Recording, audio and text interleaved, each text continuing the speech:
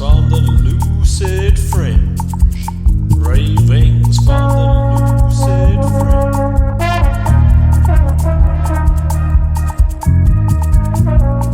Musings from an unpasteurized life.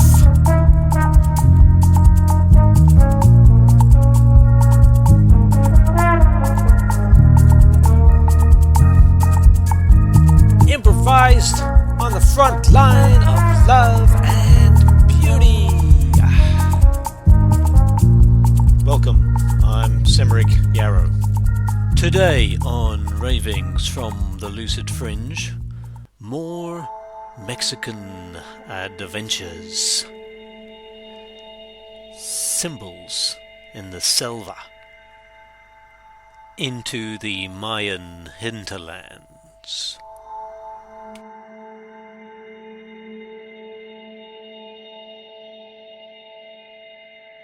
On my final night in San Cristobal de las Casas, I revisited an intercambio to chat in English and Spanish with locals and foreigners together, after I'd popped in to watch a new Mexican movie, with a few others, at a local bookshop, with a cup of chamomile tea.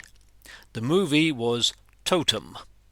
On the surface, an ordinary story of life and death and childhood in Mexico City, set around a family birthday, but as full of resonant symbols as the rest of Mexican life that I'd seen so far. Tonatiuh, the dying father figure in the movie, is given the name of the Aztec god of the fifth sun. Since 2012, we are apparently entering the time of the sixth sun. His daughter is Sol, and a scorpion also features, that symbol of dramatic death and rebirth, alongside snails on oil canvases. Perhaps there was a lot more to Mexican telenovelas than I had previously appreciated. I attended 2 museums while I was in San Cristobal that would give me tasters of what was still to come on my trip through Chiapas state. The first, just down the cobbled hill from my place, was Casa Na Balom. A pair of Europeans, Franz and Trudy Blom, had headed east into the rainforest a century ago, made contact with the fiercely independent Lacandon Mayan tribe there, who'd never been conquered, and were part of revealing the sacred temples and sites in the selva, the jungle, to the wider world. They'd set up base in an abandoned seminary, grand arches and corridors, perfect for showing off collections and holding events. I was impressed by the building, but more touched by 2 things. Firstly, the level of detail in these historical folk artifacts, all fine faces and elegance. And second, how this had all kept its relevance, as the grounds were now used as an organic nursery, and the forest was being replanted after industrial ripping had damaged it. As in so many other places, partnerships with the traditional inhabitants of the landscape seemed to be a successful way to restore it. The second museum I attended was rather more delicious, the private museum of cacao. In case you're not aware, cacao is another of those vital Mesoamerican contributions to world food. Stories and myths from the Popol Vuh and other Mayan glyphs were presented along with implements for gathering and crushing the beans, and a little social history on its use as currency. I couldn't resist buying myself a dark bar of the stuff, from here close to the source, as well as a cold tazcalate drink made from cacao, maize, and red achiote, grainy and refreshing. Hearing of the maize god who brought all fruit and grains to humans from deep under the earth, drinking cacao as a ritual remembering of the cycles of life and death that lead to a new fecundity. It was all there to ponder. Some mornings later, I woke from my surprisingly comfortable bus journey into the rainforest. Finally, heat, moisture, mosquitoes, the tropics I had been brought up to believe in. I put my things in a locker, too early to check in to my dorm room, and settled into a poolside hammock to plan my next adventure. This morning I was going to have more experience of the ancient Mayans, in this case at the complex of Palenque, an extraordinary place 20 minutes walk up the road.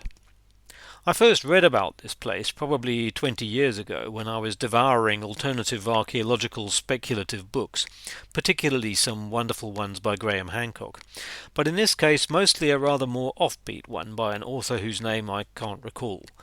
The speculation included reference to the 13 alien origin crystal skulls that are said to have intense knowledge and power related to human destiny, one of which the founders of Palenque, and in particular Pakal, buried in the Temple of the Inscriptions, was in possession of. And it managed to somehow tie up Pakal, Tutankhamun, and Jesus, so was at the very least a good yarn, as I recall. Powerful and strange crystal skulls like this do exist, whatever their origins. I have a good friend who came into contact with one once, with odd results, but they're not on display for the average Joe popping along to major tourist sites. Along the way to the site, perhaps it was my pale features and my scraggly longish locks, a restaurant owner and several tour guides offered me hongos medicinales, by which they meant psychedelic mushrooms, which I declined politely.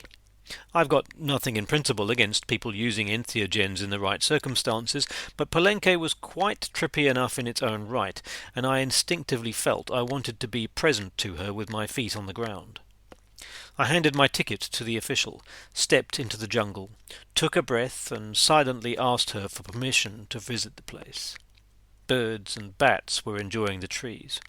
The river's cascades poured turquoise over smooth terraces of rocks and roots. And I came through crumbling dwellings, over which trees had been growing for centuries, looping their way into the remnants of the Mayan past. Here, some older versions of today's temazcal had been carried out. That's the Mayan version of a sweat lodge, cleansing individuals from the community, down the slopes amidst the sweet tree energy, below the main palace complex. Here, too, I would stand a couple of days later, which happened to be the northern winter solstice, and make my own offerings and wishes for life in this dreamy location, where the rightness of those ancients and their beliefs in cycles was not something that needed to be questioned or justified. More local cacao, if you must know, was an important aspect of my solstice day. Up in the main plaza, iguanas sat on more crumbling steps, sentinels guarding some mystery. I saw one later from my vantage point atop a pyramid, quietly ambling through the grasses on the side the humans in their photos were absent from. I followed the crowds and the guides, particularly close to the Queen's tomb, which could be entered, and Pakal's, which these days could not. Travellers had told me of scaling the heights and looking down on his sarcophagus on mushroom-fueled party nights in the looser 90s. It seemed to me, at the very least, that the ancient ruler or wizard or spiritual guide or whatever he actually was had some pretty tuned-in ideas about where to build a temple. The incredible human buildings, covered in complex images and stories and no doubt once as colourful as San Cristobal's craft market, or the stalls of the hawkers lining the paths between Palenque's pyramids, were always more than equalled by the incredible natural forest surrounding them, so they had an automatic humility alongside their creative statements. Many images apparently reflected people cooped up, decapitated, chained, bleeding. Archaeologists and tour guides who know how empires and kingdoms usually work according to history can spin their stories of violent warfare and sacrifice, necessary deaths to permit the state to continue. Certainly, that is the way those paragons of virtue, the Spanish conquistadors, painted the Aztecs, those late on the Mesoamerican scene, northern warriors, and their bloodthirst has been retroactively assumed for those earlier cultures that the Aztecs had themselves conquered. But we don't really know much about these jungle Mayans, do we, who stopped living regularly in their temple complexes centuries before the Europeans arrived. Another version of what their murals mean could involve chopping off egos, like Kali with her necklace of skulls, moving like a Buddhist through different levels of thought prison on the path to truth. Men engaging in a little sacrificial bleeding to try and emulate the princess's monthly menses in a matriarchal society where the divinity of the fecund earth around you is written everywhere, as the vines wrap themselves lovingly around the trunks of the sacred sabre trees. I'm certainly not the first to suggest this, and I tend to think that the more we tell ourselves empowering and loving stories of our ancestors that also resonate with honesty, the closer we'll come to inspiring ourselves and our descendants. Jared Diamond, in Collapse, put the Mayan retreat from the temple cities down to evidence of deforestation and hierarchical power games, and perhaps he's right, though it might be wise to chat to a Mayan shaman or two and find out what they think. More than one story could hold truth. But then, of course, I'm a poetic romantic, as was Pakal, who even the most mainstream stories say was the longest reigning ruler in the world until Louis XIV, and with much better teeth, and who turns up again in spirit form counselling later rulers, apparently, on some of the murals, like Palenque's Temple of the Sun. The famous image on his soaring tomb is definitely a guide to entering other realms after death. Probably realms much more interesting than an astronaut would find, which he's been claimed to be, riding, if so, on a very obvious and very beautiful tree of life, rather than anything more spaceship-like. Not that I want to automatically discount all those alien sightings, which have almost all been in North America, but they might not be what they've been imagined to be. Ayahuasca adventurers, African shamans, and Celtic tale-tellers alike report otherworldly encounters with little green men. There are many forms of magic at work in the world. One clear message to me from the complexity of ancient Mayan headdresses, just for starters, is that people in Mexico have been inspired by the spirits to design seriously over-the-top creative stuff and often put it on walls for a very long time. I went to the temples of Palenque twice. Once to experience the layout, to follow the snapping camera crocodiles and join them, to try and decipher the beautiful, crazy, complex images. Like the oldest image of anyone smoking ceremonially, just in case you thought none of those jungle intoxicants were brought into the palace. And once, just to listen to the land. It took a while, and I needed to step off the path at first to remember.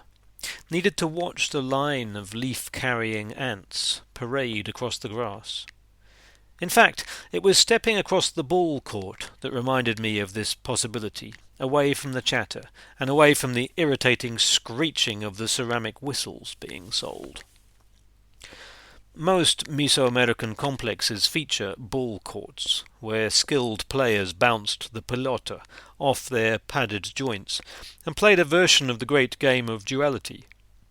The lurid Aztec tale is that the losers were sacrificed, but that really doesn't make any sense. We all know you only get good at stuff by failing first.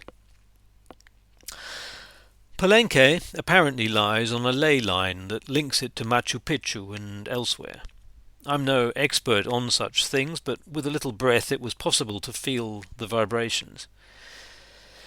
And part of the realization I took in with the concentrated earth energy was of how, given just how ridiculously, continuously creative the jungle is, humans had little choice but to be equally creative, in their own beautifully human ways, as long as they took a little time to listen. I'd reached, however briefly, the heart of the Tree of Life, making Mexico, or at least Chiapas, which was still all I'd seen of it, tick. I was aware of many stories waiting to be told in the selva. One, that first night, was the howler monkeys I saw clambering around in the trees by the side of the road home. Their shrieks sound unlike any other primate. In fact, they were apparently recorded for Jurassic Park to create the dinosaur soundtrack. Another were the red bursera trees, their shiny bark constantly tempting me to look at them, and I was consistently aware of having ignored other equally worthy brethren, alongside acknowledging the deep attraction of the red. Somewhere there were jaguars. I perused a book in the gift shop, covered in Mayan animal gods. Totem poles are more famous, like many things, as part of Native American culture in the USA. The link to rich Mayan textures, though, was increasingly unmistakable. The headdresses with elaborate memories of animals and their energies piled one on top of another, visible on tall stelae raised in stone, markers of points, earthly or celestial. I was apparently born under the Mayan sign of the bat, one of 13 zodiac signs according to one system, though I've previously heard I'm a blue solar eagle according to another Mayan system. The interlocking of the calendars is still an interesting game of numbers and meanings. Classical musicians often follow threefold sonata form in their compositions: a lengthy statement, the exposition; a swirling development, where ideas are taken, mixed, chopped, sprayed and eloquently spat out; and a final recapitulation, returning to repeat the original ideas and seeing what's been transformed in them. My 3 days in the jungle had a similar rhythm.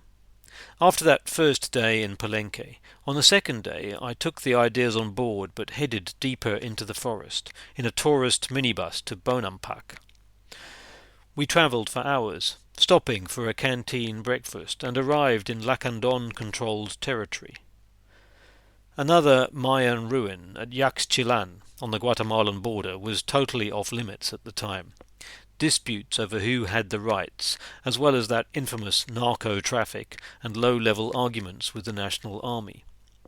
But Bonampak was very much available for those willing to make the 3-hour trek.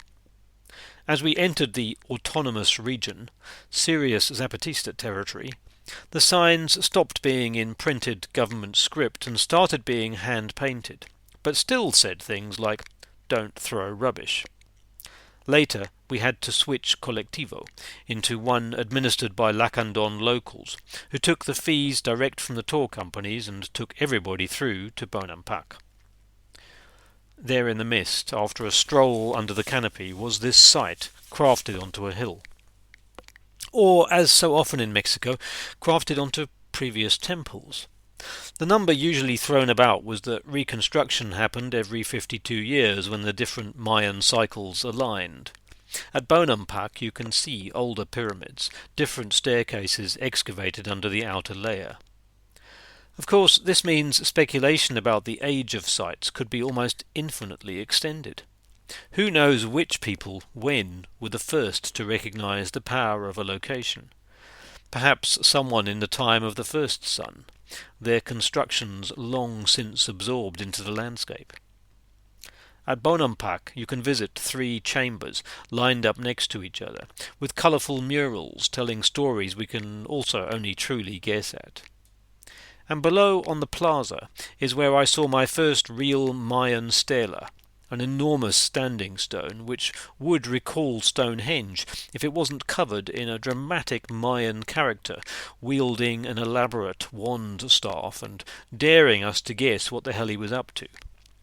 One spiritual teacher, whose words I appreciate, insists that he's actually the magician character, reminding us that much of what we're looking at is a filtered illusion. The whole story of war and conquest and tribute and sacrifice and yawn. And at the 3 chambers are initiation sites, places to journey, vision, drop baggage and transform. On my own 3-fold sonata-form jungle trip, this made a lot of sense to me, especially as 3 days is often seen as the time needed for traditional initiations. Later that afternoon I saw a creature with less baggage than just about anyone. A bird, able to flutter like a butterfly, her body size reduced to little more than a bumblebee's. The colibri was sucking nectar from a bougainvillea creeper near our lunch spot, a little gift moment of pure joy. Before that, however, I set off with a party of Mexicans, squelching our way into the deep living jungle. I was initially a little terrified of getting bitten by something toxic, but I gradually relaxed into the power of the experience. Past enormous sabres and other mother trees of the forest, over rickety bridges, past creepers and soft streams, and a tiny colibri nest, breathing in the natural magic. At one point our Lacandon guide led us to a wide stretch for swimming, but only he and I took the plunge, while the Mexican tourists looked on indulgently, probably waiting for us to be chomped by piranhas. The jungle water was gentle, fresh but not cold. The little green fish around me scattered as I splashed around. Maybe they were alien spies. On the far bank, a few of us ventured into a cave formed from roots, disturbing the sleeping bat gods there. Our fast-speaking local guide claimed jaguars hung out in the cave in the rainy season. Jaguars have to do the symbolic work of lions and leopards put together in these parts. Feline warrior magician symbols, and obviously just super cool. I returned feeling blessed, ready for a late lunch of canteen quesadillas and my magical colibri moment. So my third day, my recapitulation back in the Palenque temple complex, was a time for digestion, for arriving, for witnessing, too, seeing things again with eyes washed by the jungle. A Mayan group arrived for the solstice and danced and drummed for hours. But my sentinel iguana friend stayed motionless on the old crumbled steps where I'd first seen her, while dragonflies and butterflies explored below and birds of prey soared over the canopy. In the evening I headed to the lively bush restaurant across the way from my poolside hammock, and the modern purplish horse-dragon mermaid sculpture thing to the left of the stage seemed almost mundane. The band was about to start when I left, and I considered bringing my trombone over, but actually I just needed to absorb it all a little more. I set off into the jungle night, and found that my dorm room, previously shared with a couple of young German women and some snoring old locals, was mine alone for my final dreams in the selva.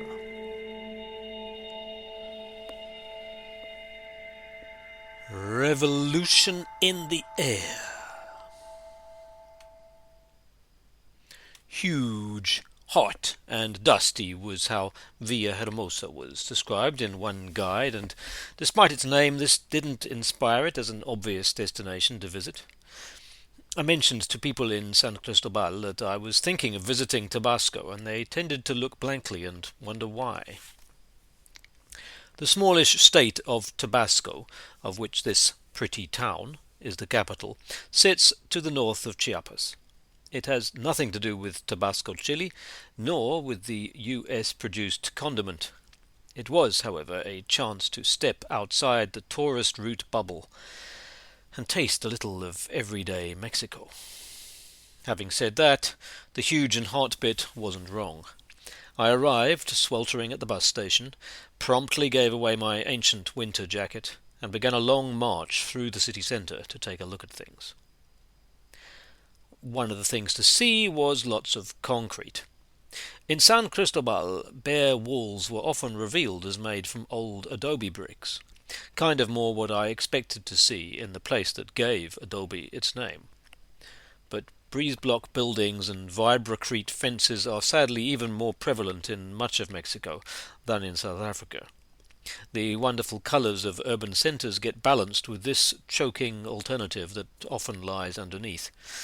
As someone committed to natural building techniques and aware of the insane speed at which we're making this very unsustainable stuff, bare concrete is never my favourite sight. It was nearly Christmas, and in the winter heat the next day there were the usual noisy Mexican fireworks going off, only this time very uncontrolled and being thrown in the street right outside the bus station. Added to which my bus was delayed and I lost my phone at the ticket counter. Deep breaths were needed. However, as so often on my footsteps through a town, turning other corners brought other vistas. a big, lazy river. A friendly chat in a cafe that had much better coffee than I'd been led to believe was available outside Chiapas, Oaxaca, or Veracruz, the main southern coffee-growing regions. A little grand architecture in the centre of town, sweet old churches, and a spot of grandiose sculpture. And then the obligatory nativity scene, which had also been prominent in San Cris, this time featuring kings with shiny outfits made with recycled bottle tops and compact discs, and an enormous tinsel tree. This was to be the theme of my day, for I was staying in a local family's front room for the night, thanks to the couch-surfing app. Omar's father and uncle were arriving from the north of the country, and other family members were on their way. His two small daughters were intrigued by my presence, which I'd like to think was a little helpful for the adults in their last-minute preparations. I joined them on trips to the mall and in a simple meal, while the girls got excited about the cakes and biscuits being prepared for the big one. My short stay allowed for one major visit, though. This was the Parque La Venta, featuring the original gigantic basalt Olmec heads that were cleared when an oil company was going to drill the nearby archaeological site a few decades back. A Tabascan poet, Carlos Pellicer Camara, created the park, with the objects inserted in space as a kind of interplay between object and surrounding, even if the surroundings included a lot of mozzies. It wasn't the last time I came across famously creative Mexicans also getting involved in curating things. Camara also helped establish Frida's Museum in Mexico City, among other things.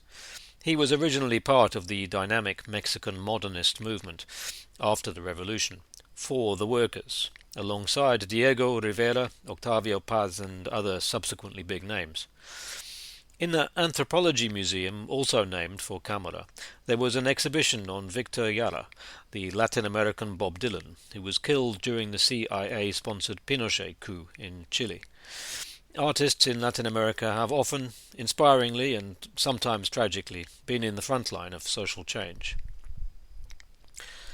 Parque La Venta included more strange Mexican fauna, remarkably cute coatis, looking a little like a badger, or I suppose a raccoon, not a creature I'd previously come across. They were roaming free in packs, chilling in trees, and generally irritating the other animals that had to stay in zoo cages, like a bored jaguar. They were not, as I first thought, tlacoaches, large rodent-like creatures who are actually marsupials. Until my visit to Mexico, I had thought marsupials were purely an Australasian curiosity. More Mexican oddities were coming my way in the Museum of Natural History. There were images of gigantic, extinct, flightless birds, dinosaurs in all but name, at one point the most terrifying predators in the Americas, and massive sloths. These poor things are just as judged in Spanish, where they're called perezosos, lazies. In Africa, we're used to our megafauna in all its famous variety, but the Mexican version, now and in the past, seemed curiously hidden from global view. But back to those Olmecs. The scale of these items, brought from hundreds of kilometers away, as there's no basalt in the area, was pretty colossal. In the indoor museum I also visited, there were examples of their sewage systems, as well as lots of characters sitting in meditation poses. There's a theory that these mysterious people were from Africa because of the features on the faces, although some seem to feature Caucasian features too. The bigger mystery for me is to get a sense of their beliefs, and where these beliefs and technical abilities emerged from. There certainly seem to be a lot of cross-cultural possibilities. One of the famous Mexican comic book authors I read about, when he wasn't designing clothes on the side, wrote a book about Olmec sex secrets, which the cynic in me says must have made for instant bestseller material. The small mystery here is how he got his information, but perhaps that was some kind of dream download. Also in the museum there were objects reflecting their Mayan neighbours or successors, including needles for tapestry.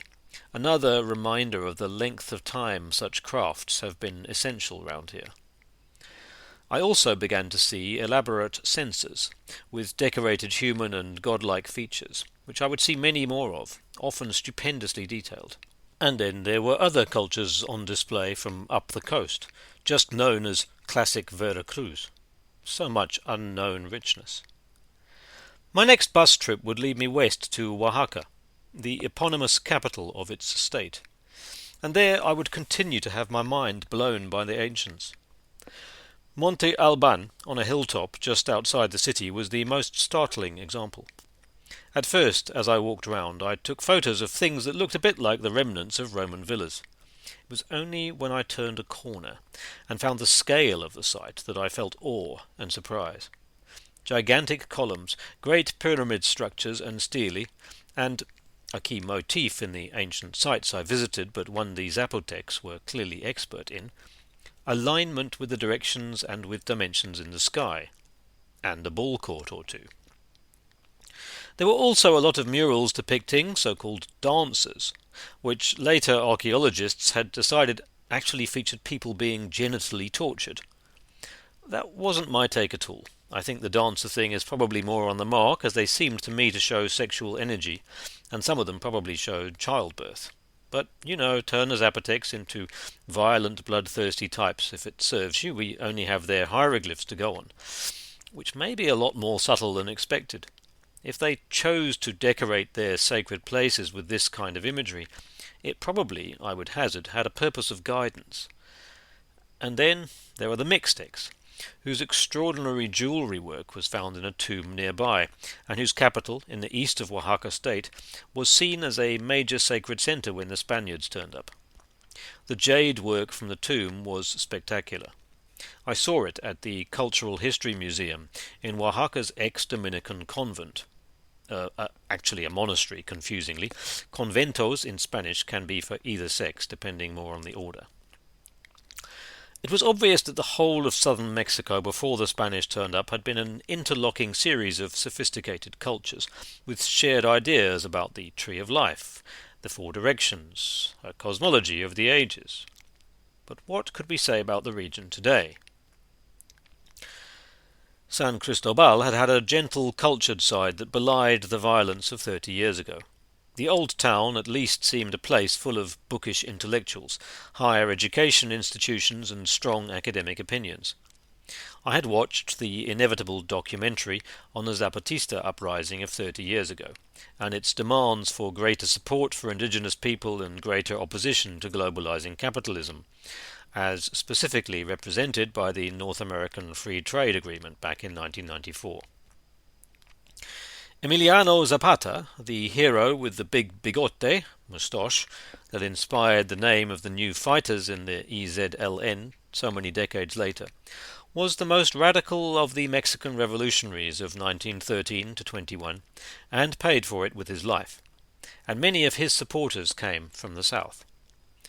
There is a north-south divide in the country, which it took me a while to understand, since I'd started in the traditionally poorer and more neglected south, and in truth I never made it to the north.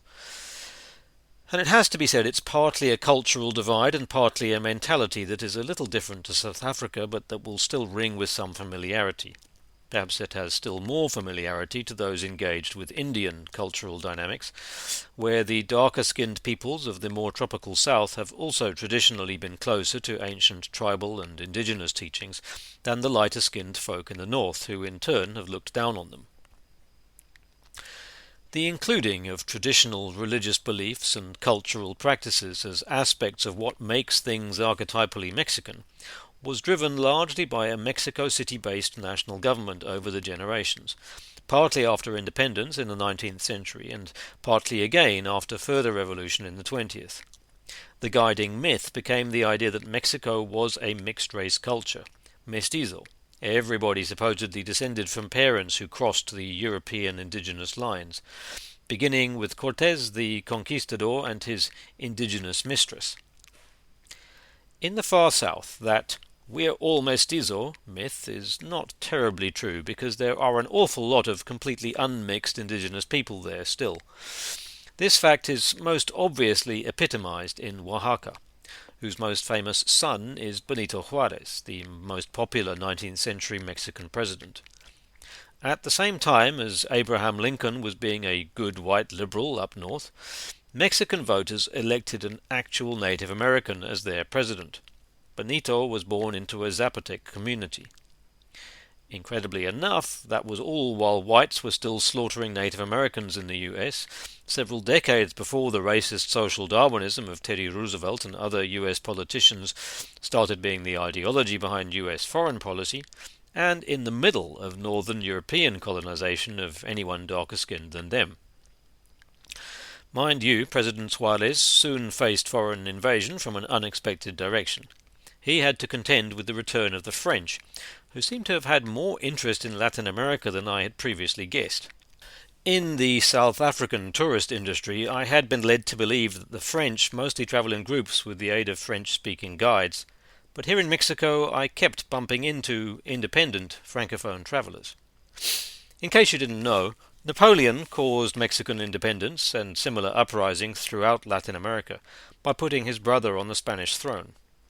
Then Napoleon III installed a Habsburg again as his Mexican puppet emperor, running the brief Second Mexican Empire during his Second French one. Mexico City has a few imperial French Habsburg touches, because in the 5 years Maximilian was kind of emperor there, with Benito Juarez still rallying troops around the country and eventually returning as president again of the whole republic. He lived in the castle in the centre of Chapultepec Park, echoes of Schloss Schönbrunn in Vienna, and Maximilian built a grand boulevard leading to it. That's now the Paseo de la Reforma, a highway I walked down and took a double-decker view along some weeks after visiting Oaxaca, punctuated by traffic circles around suitable grandiose monuments like El Ángel. As a side note, by the time Benito Juarez first became president, Mexico had already lost and given away lots of northern territory, all becoming new US states. I can't help thinking the early Mexican Republicans missed a trick.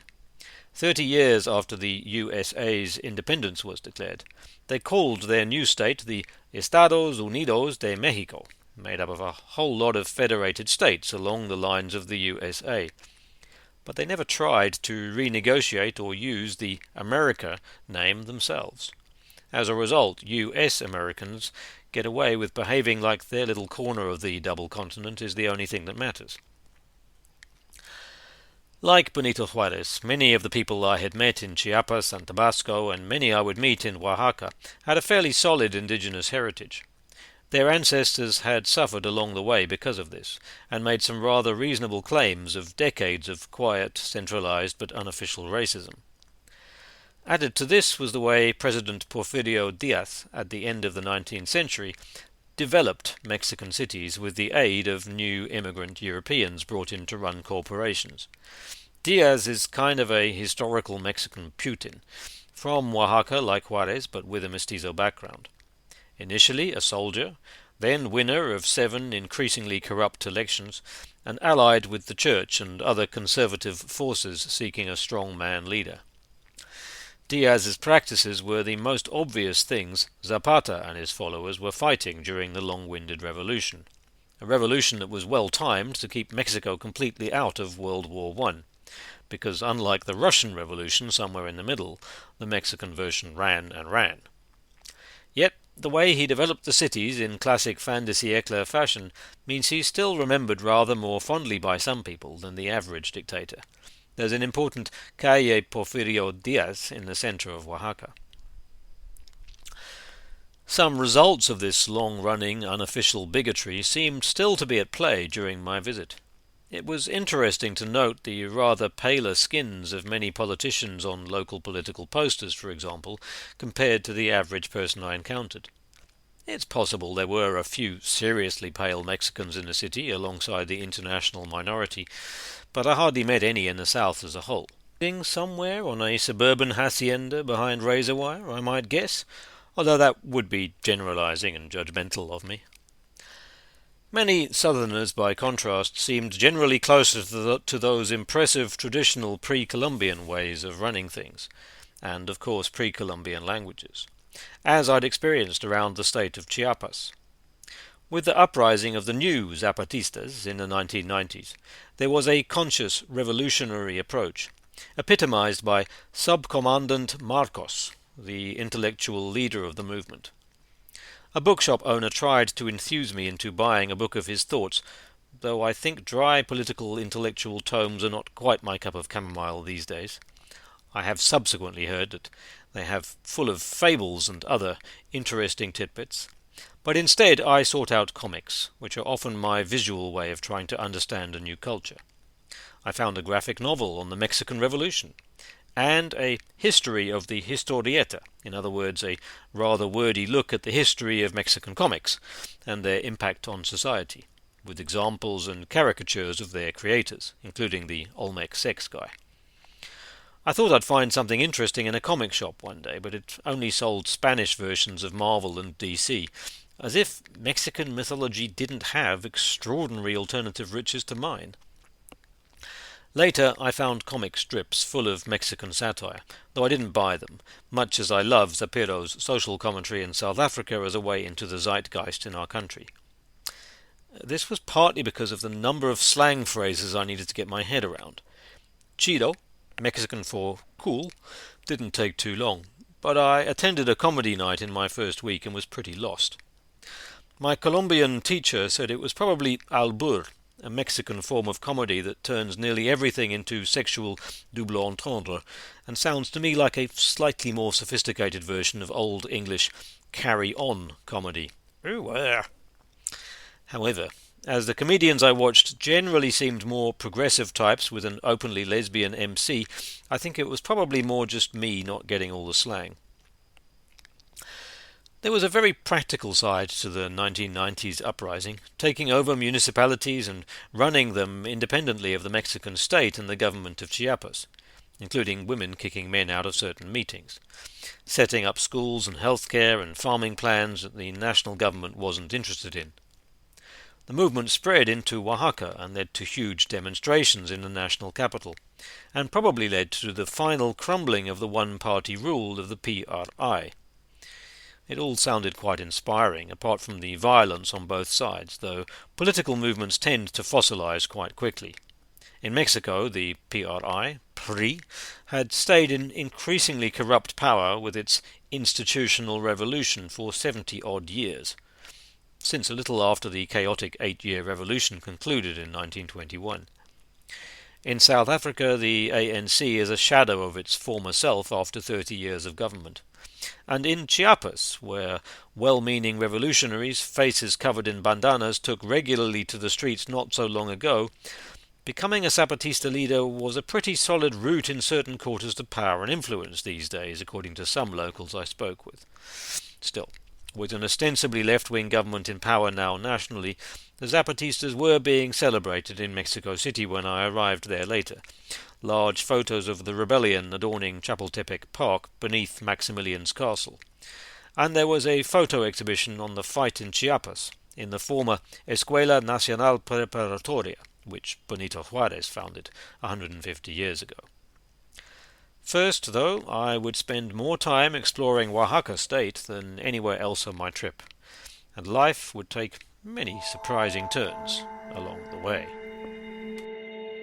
So, thank you for listening to this latest episode in the series, and you can find all of my articles and my recordings at lucidfringe.substack.com, except my music and poetry from the past, which is all available at simrickyarrow, all one word, .bandcamp.com, and the background recordings and sounds that you will have heard are all either from those recordings or they are my own.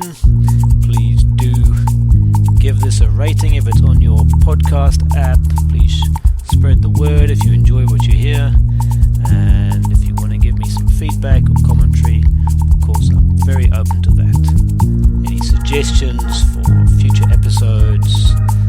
Okay, enjoy. See you next time. Ravings from the Lucid Fringe. Ravings from the Lucid Fringe.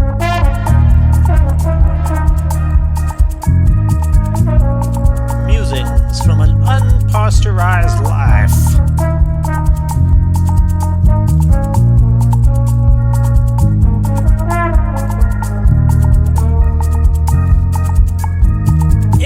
Christ on the front line of love and